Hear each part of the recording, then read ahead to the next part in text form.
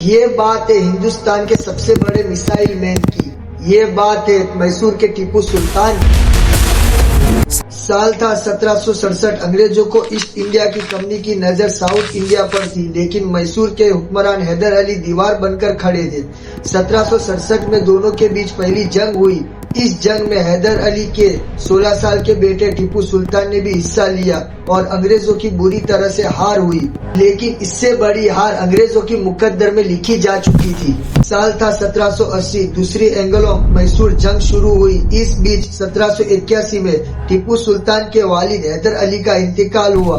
टीपू सुल्तान 31 साल में कुर्सी संभाली। मैं अपने मुल्क को कभी अंग्रेजों के सामने झुकने नहीं दूंगा। और फिर अंग्रेजों की सबसे बड़ी हार, उसमें 3600 अंग्रेजी सैनिक मारे गए और हजारों सैनिकों को टीपू सुल्तान ने कैदी बना लिया। 1784 में डीटी ऑफ मंगलों पर साइन करने को अंग्रेजों को मजबूर कर दिया और टीपू सुल्तान ने कैदियों को बाइज्जत रिहा कर दिया। एक सैनिक की बहादुरी का सम्मान होना चाहिए, चाहे वो हार ही क्यों न जाए। अब साल था 1790। टीपू सुल्तान की बढ़ती ताकत को ध्यान में रखते हुए अंग्रेजों ने इस बार एक गठबंधन बना लिया। हैदराबाद के निजाम और मराठा की मदद लेकर इस बार टीपू सुल्तान को घेर लिया। इस बार टीपू सुल्तान शांति समझौता करने पर मजबूर हो गए। सुल्तान आधी रियासत ब्रिटिश, मराठा और निजाम इन तीनों को बीच बांटनी पड़ी।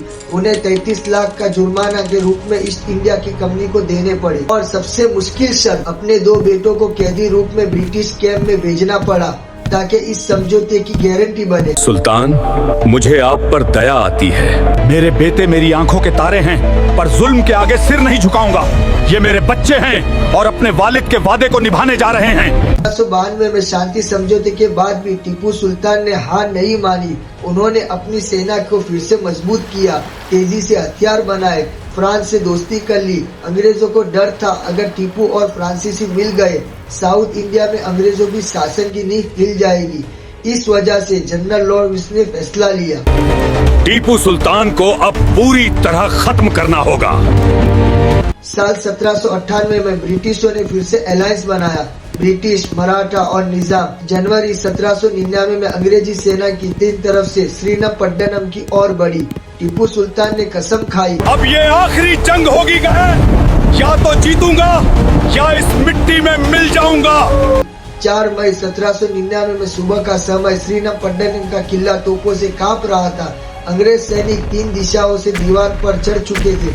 टीपू सुल्तान खुद घोड़े पर सवार होकर सबसे आगे बढ़े। उनकी तलवार बिजली की तरह बरस रही थी। जंग अपने उरूज पर थी।